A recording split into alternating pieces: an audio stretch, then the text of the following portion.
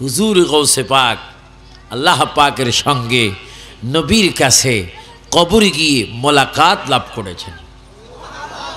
আরো জোরে বলুন না সুবহানাল্লাহ।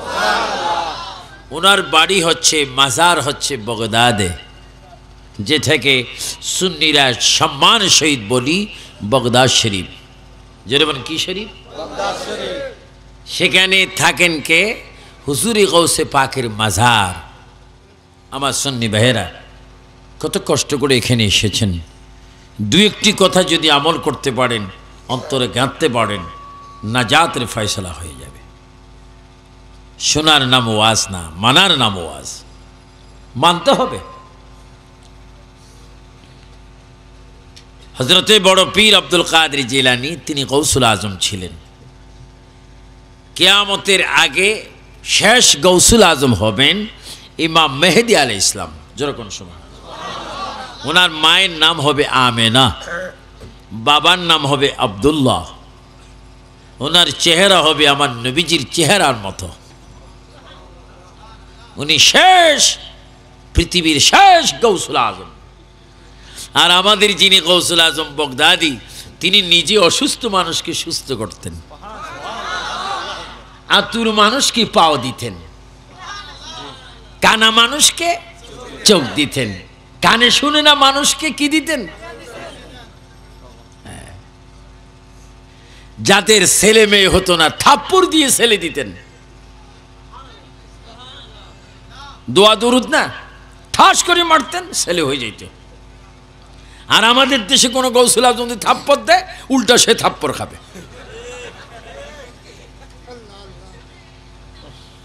এই জন্য বাবারা, যে নামের মধ্যে আগুন রয়েছে সেই নাম নিয়ে বেয়াদবি করার কোনো প্রয়োজন নাই। আমরা মুসলমান, এটাই এনাফ, এটাই যথেষ্ট। হুজুর গৌসুল আজম মাহবুব সুবহানী আম্মার পেট থেকে 18 পারা কোরআন মুখস্থ করে এসেছেন, ঠিক কিনা? আর কেউ যদি গৌসুল আজম দাবি করে, মনে হয় তিনি আলাম তারা সূরাও ভালো মতো জানে না। বিসমিল্লাহও পড়তে পারবে না, বলবে বিসমিল্লাহির রহমানির রহিম। অনেকে বিসমিল্লাহ পড়ে, বিসমিল্লাহ নাকি হেরা হয়ে গেছে। কোরআন শরীফ পড়তাম। আর হুজুর গৌসে পাক নট ফুরকানিয়া, নট টিচার, কোনো টিচার বিহীন, পাঠশালা বিহীন, ফুরকানি মাদ্রাসা বিহীন, রাস্তাবিহীন, মায়ের পেটের ভিতরে গর্ভ থাকা অবস্থায় কোরআন 30 পারা, তার 30 পারার 3 ভাগের অর্ধেকের বেশি 18 পারা কোরআন তিনি মুখস্থ করে মায়ের পেট থেকে জমিনে কদম রেখেছেন। চিৎকার দিয়ে বলেন সুবহানাল্লাহ।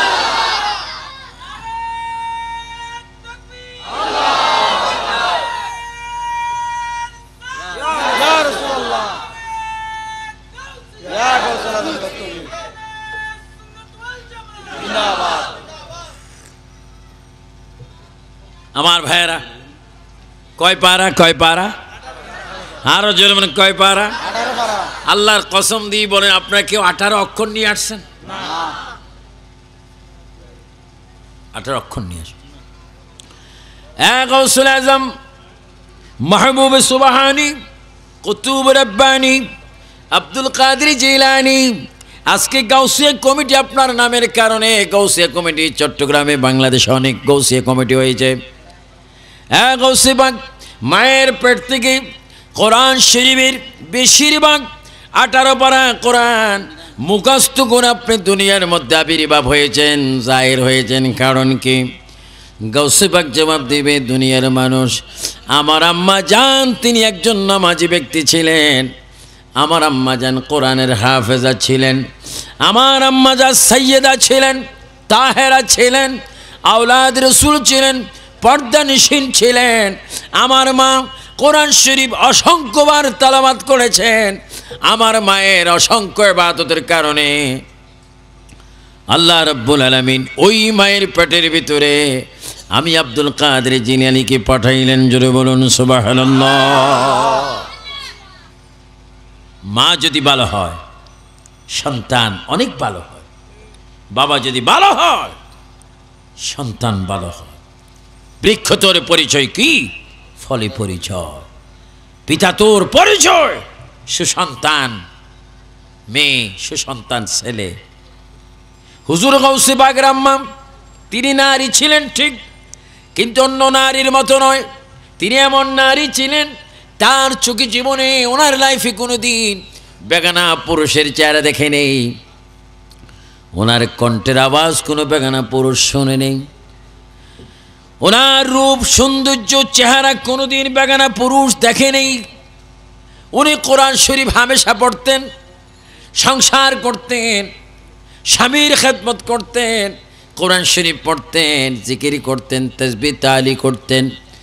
ওনার এই সুন্দরময় গর্বের ভিতরে আল্লাহ পাক গৌসুল আজমের মতো সন্তানকে পাঠিয়েছেন। জোরে বলুন সুবহানাল্লাহ। হযরতে আব্দুল কাদের জিলানী ছিলেন নায়েবে রাসূল। এখন তো পৃথিবীতে যথেষ্ট আছে নায়েবে শয়তান, যারা বোমাবাজি করে হুজুর সাজে, 100 গ্রাম দাড়ি, হ্যাঁ, যখন ধরা পড়ে এদেরকে দেখলে মনে হয় যেন বিশ্ব মসজিদের ইমাম সাহেব। আপনারা বলেন, ইসলামের কোন জায়গায় বোমাবাজি আছে? মানুষকে মারা আছে? জজ, ম্যাজিস্ট্রেট, বিচারককে হত্যা করে এগুলো আছে? র্যাব, পুলিশ, মুসল্লি, মাজারের মানুষ, কৃষক, শ্রমিক হত্যা করে এগুলো আছে? শাহজালালের দরবারের মানুষকে হত্যা করা হোক, এটা কি ইসলামে আছে? আমার ভাইয়েরা, এই জন্য নায়েবে রাসূল হতে হবে, নায়েবে শয়তান নয়। ইসলামের সৈনিক হতে হবে, এজিদের সৈনিক নয়। আশিক রাসূল হতে হবে, আশিক শয়তান নয়। পাক্কা নামাজি হতে হবে, বেনামাজি নয়। রোজদারি হতে হবে, বেরোজদারি নয়। আমার ভাইয়েরা, এই জন্য আজকে আমাদেরকে শিক্ষা নিতে হবে হুজুরে গৌসে পাকের জীবন থেকে, হুজুরে গৌসে পাকের জীবনী থেকে। তিনি এমন কি মানুষ ছিলেন যার ইতিহাস কিয়ামত পর্যন্ত বিদ্যমান থাকবে। ও গৌসে পাক, মানুষ তোমার নামে কমিটি করে, ফাতিহা করে, সিন্নি করে, তাবারুক করে, অসংখ্য মানুষের কাছে বিলীন করে, তুমি কি মানুষকে টাকা পয়সা দিয়ে গিয়েছ? মানুষ তোমার পাগল কেন? গৌসে পাক জবাব দিবে, মানুষ আমার পাগল এই জন্য আমি নিজে নবীর পাগল ছিলাম। জোরে কোন সুবহানাল্লাহ। উচ্চ স্বরে বলেন ইয়া রাসূলুল্লাহ। এবার বলেন ইয়া গৌসে পাক। আমরা নবীর আশিক হতে চাই কি চাই না? সুন্নি ভাইয়েরা, কয়দিন বাঁচবেন আর? চাকরি করেন, ব্যবসা করেন, 1 কোটি টাকা অ্যাকাউন্টে জমা রেখেছেন, সেই টাকার কাছে না যাওয়ার আগে নিজের সেই শোরুমে, নিজের সেই গোপন আপনার খনির মধ্যে হাত দেওয়ার আগে, চেক কাটার আগে আপনার মৃত্যু হতে পারে। আপনি ইলিশ মাছ নিয়ে ওয়াইফকে বলেছেন তুমি ভাজা করো আমি খাবো, গোসল করার পরে ভাত খাওয়ার আগে মৃত্যু হতে পারে।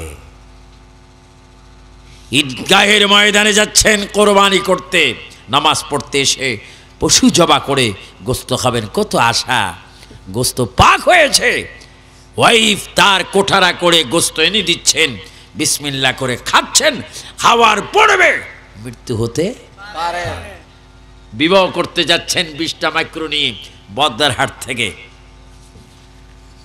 মাইক্রো নিয়ে যায়, রং মারে, গান গায়, কি নাচে বাপরে বাপ। ফেরেশতারা বলে আশ্চর্য মার্কা বিয়া। বিয়ে আমরা করিনি, কই নাচ গান তো করিনি। বিয়ে করতে গেলে যদি নাচ করতে হয়, আমি 200 জন নিয়ে নাচ গান করাইতাম। আমার ভাইয়েরা, যেগুলো ইসলামে না এগুলা করবেন না। বিবাহ করবেন ফরজ।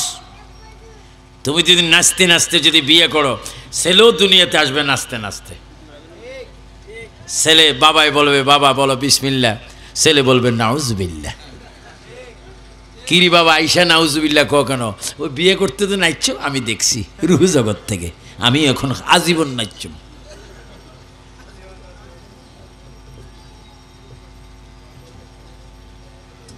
আমার ভাইরা, ইসলামে যেগুলা নাই এগুলা করবেন না। তাহলে কয় পারা পড়ে আসলেন? আমাদের দেশে বাচ্চাদেরকে সকালবেলায় কোরআন শরীফ পড়ছে কিনা সেটা তার পিতামাতা খবর নিচ্ছে কম। যদ্দূর যতটুকু নেওয়ার বিষয় কথা ছিল ততটুকু নিচ্ছেন না। ইংরেজি শিখতে যাচ্ছ, কোচিং করতে যাচ্ছ, প্রাইভেট পড়তে যাচ্ছ, টিচার মাস্টার প্রভাষকের কাছে যাচ্ছ, ইংলিশ তুমি শিখছ, কিন্তু তোমার এই কবরের ভিতরে ABCD কিছুই আসবে না। কবরের ভিতরে আসবে বার রাব্বুকা, তোমার রবকে জবাব দিতে হবে, রব্বি আল্লাহ। মা দিনুকা, তোমার দিনটা কি, জবাব দিতে হবে দীনিয়াল ইসলাম। 3 নম্বরে প্রশ্ন হবে, মা কুনতা তাকুলু ফি হাক্কি হাযার রাজুলু, ইনি কে? তোমার কবরের ভিতরে যদি সুন্নি হও, আশিক হও, রসুল প্রেমিক হও, দেশ প্রেমিক হও, তুমি কবরে বলবে, হে ফেরেশতা সরে যাও, আমি দেখতে পাচ্ছি 2 নয়নে আমার কবরের ভিতরে মদিনার নবী জিন্দা দাঁড়িয়ে আছেন। জোরে বলুন সুবহানাল্লাহ, আল্লাহু আকবার।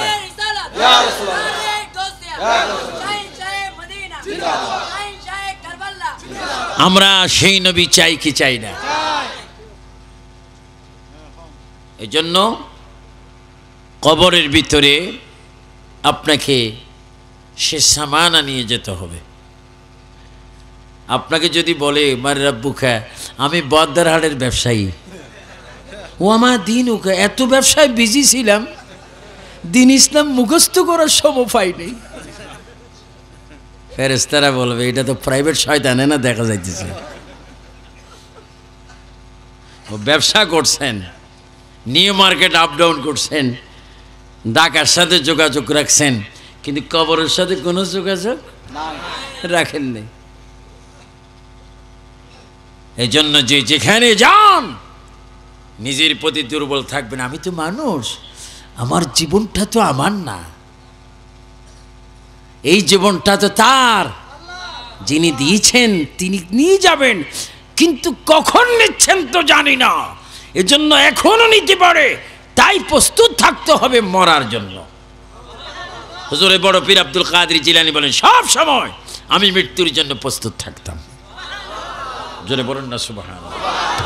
এজন্য যারা এই খেয়ালে থাকবেন তারা বিনা ওযুয়ে থাকতে পারে না।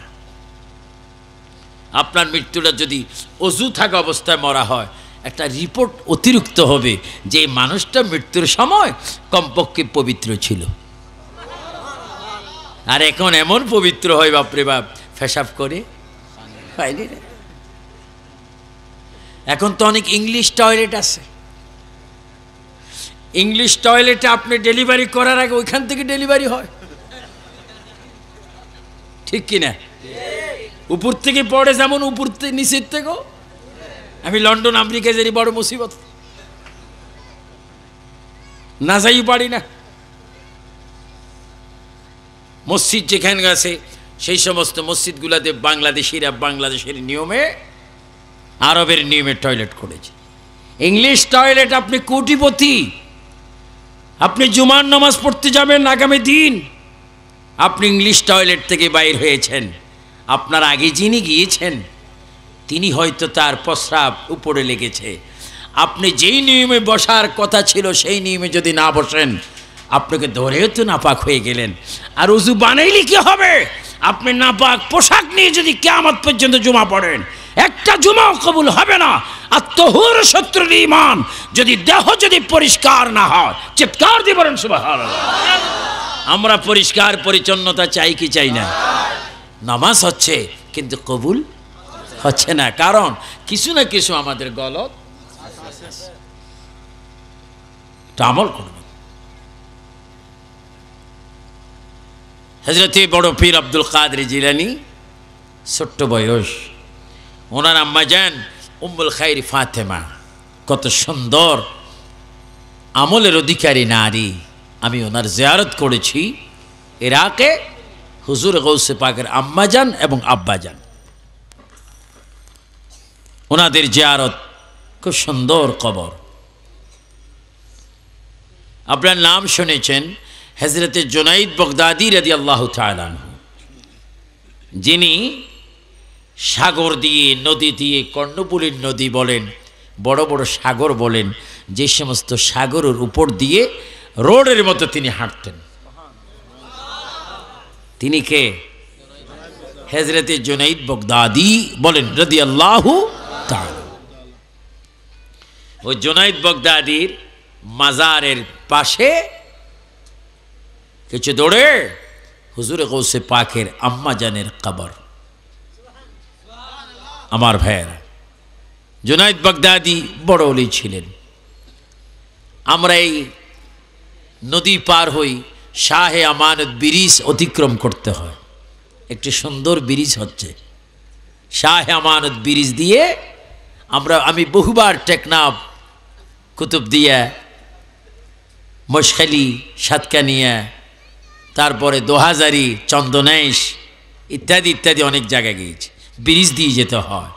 আর জুনাইদ বাগদাদি তিনি যাওয়ার ইচ্ছা করলে নদী দিয়ে হেঁটে যায়। সুবহানাল্লাহ। তো বোঝা গেল ওনার কথা নদীর পানি শোনে।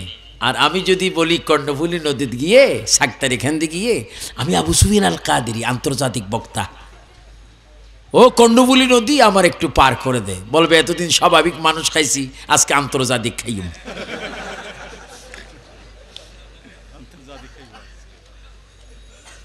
নদী আন্তর্জাতিক মানে না, গ্রামজাতিক করি সারব।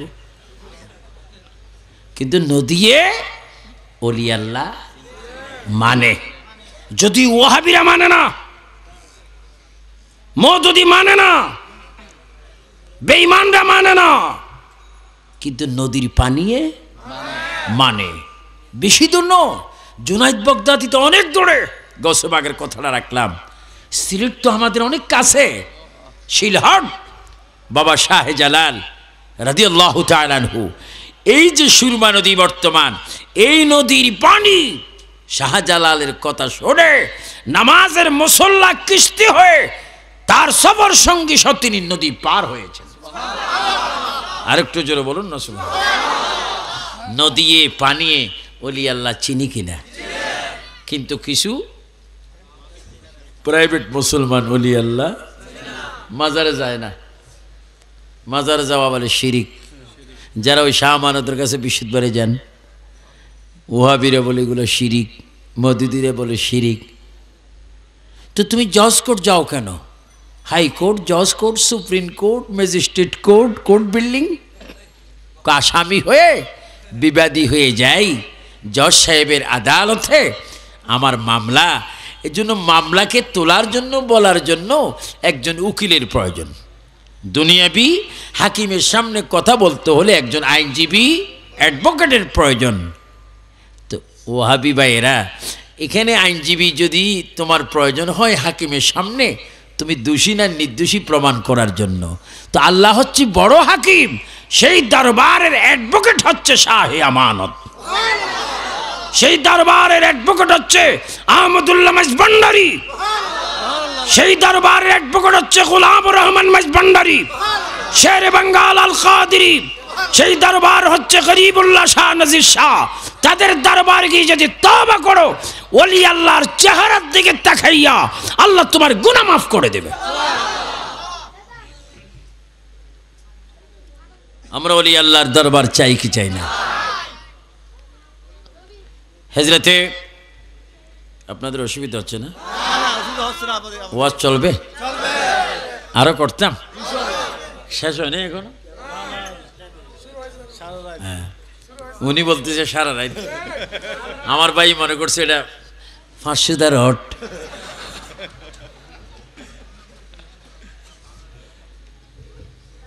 না, আমরা বেশিক্ষণ ওয়াজ করবো না, একবারে কিছুক্ষণও না। এমন ওয়াজ আমাদের আজকের প্রয়োজন যেগুলো আমাদের কাজে আসে।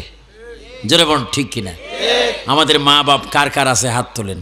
কার কার মা বাবা আছে? আলহামদুলিল্লাহ বলুন, হাত নামান। কার কার মাও নাই বাবাও নাই হাত তোলেন। মাও নাই বাবাও নাই, হাত নামান। এই যাদের মা বাবা নাই কবর জিয়ারত করবেন, যাদের আছে খেদমত করবেন। যদি হক্কানি পীর ধরেন, পীরের কাছে যাবেন, কিন্তু পীরের মর্যাদা মা বাপ থেকে বেশি নয়। অনেকে পীর ধরেন, মা বাপকে বেইজ্জতি করেন, মা বাবার হক আদায় করে না। পীর পীর করে পাগল হলে ফেরেশতারা হাসরের ময়দানে ফিট ফাড়াই ফেলবে। আমরা পীরও চাই, মা বাবাও। মা বাবার হক পীর পাবে না, পীরের হক মা বাবা পাবে না। পীরের হক ঠিক থাকবে। আজকে আমাকে নোয়াখালীর থেকে এক সালাক মানুষ, নোয়াখালী তো মানি তো ফ্রেন্স চন্দ্রবিন্দুর মতো, হুজুর আমার মা আছে, আমি কি ফির ধরবো? আজ 100 বার তুই ফির ধরবি, 1 কোটি বার ধরবি, তবে ফিরের কাজ মার কাছে নয়, মায়ের কাজ ফিরের কাছে নয়। কেউ যদি তোকে বলে থাকে মা বাবা সে ফির ধরার দরকার নেই, সর্বনাশ, ওই মানুষ তোর শত্রু। মা বাবাও মানতে হবে, পীরও মানতে হবে। গৌসে পাকের আম্মা এবং বাবা উভয়জন ফয়সালা করলেন যে আমাদের ছেলে বড় আলেম হবে, আমাদের ছেলে বড় ফকিহ হবে, আমাদের ছেলে বড় লেখক হবে, বড় গবেষক হবে, এবং আমাদের ছেলে উপযুক্ত হবে। আমরা মৃত্যু যখন হব, আমার ছেলে আমার নামাজে জানাজার ইমামতি করবে। যেটা বলুন না সুবহানাল্লাহ। এই আশা আমাদের যারা পিতা হয়েছি, আমাদের ওই আশা আছে কিনা? আরো জুরমা আছে কিনা? আছে। গৌসে পাকের আম্মা যান গৌসে পাককে ডাক দিলেন, বাবা তুমি দ্বীনের ইলম হাসিল করার জন্য চলে যাও। আমাদের দেশে এখন পরীক্ষা হচ্ছে, অনেক সাবজেক্ট পরীক্ষা হয়ে গেছে, অনেক হবে, 16 তারিখ থেকে আরম্ভ হয়েছে। কিন্তু ছাত্ররা দেখ কলেজে যাচ্ছেন, স্কুলে যাচ্ছেন, মাদ্রাসা যাচ্ছেন, এই ছেলেটা যাইতে আসতে প্রস্রাব করে পানি নিচ্ছে কিনা বাবা মাই জিজ্ঞাসা করে না। তুমি এই সঠিক আসা যাওয়াটা, রাইট লেফট ডানে বামে কোনো অবৈধ কিছু দেখেছ? এগুলা জিজ্ঞাসা করা উচিত। তুমি ভালো মতো সবক আদায় করেছো? আজকের এত ঘন্টার মধ্যে তুমি কি মায়ের খেয়েছো? কোন বিষয়, কোন ক্লাসে, কোন টিচার তোমাকে মেরেছে বলো? নিশ্চয় তোমার ওই সাবজেক্টের মধ্যে তোমার দুর্বল রয়েছে, তোমার খেয়ালের কারণে। এগুলো জিজ্ঞাসা করা উচিত। তুমি কি ফজরের নামাজ পড়েছো, জোহর পড়েছো? এগুলা উপযুক্ত মা বাবার জিজ্ঞাসা করা প্রয়োজন, পীরের জিজ্ঞাসা করা প্রয়োজন। মা উম্মুল খাইর ফাতেমা, সন্তান আব্দুল কাদের জিলানী, বেবি, ছোট্ট বাচ্চা, 5.5 হতে 6 বছরের সন্তান, উনি শিক্ষা অর্জন করতে যাচ্ছেন।